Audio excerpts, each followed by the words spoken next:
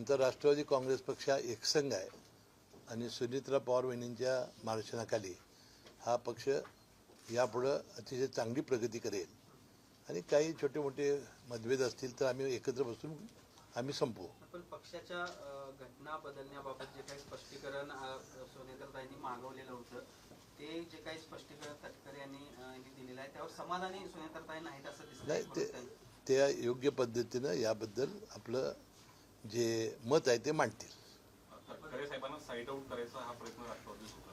नाही, तो काही दिसणार नाही. पक्ष आम्ही एकसंघ आहोत आणि सगळा राष्ट्रवादी काँग्रेस पक्ष सुनीत्रा वहिनींच्या नेतृत्वाखाली एकसंघपणानं काम करेल. आज संजय पवार यांनी एक वक्तव्य केलं ज्या पद्धतीनं फक्त राष्ट्रवादी काँग्रेस पक्षामध्ये या सगळ्या घटना घडत आहेत. राष्ट्रवादी काँग्रेसचे 25 ते 30 आमदार पुढच्या काही महिन्यांमध्ये भाजपमध्ये विलीन होतील अशा पद्धतीचे कुणी केलं वक्तव्य संजय राऊत यांनी केले की भविष्यवाणी केली. राष्ट्रवादी काँग्रेस पक्षाचा एकही आमदार हा अजितदादाचा पक्ष सोडून जाणार नाही. एकही आमदार.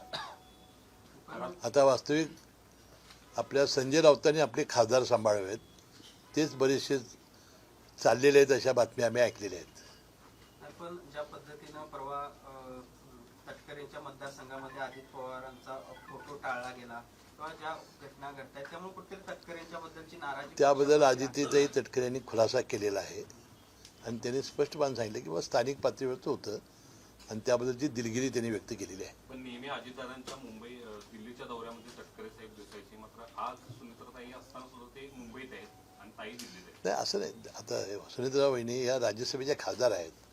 हे कायम असं नव्हतं.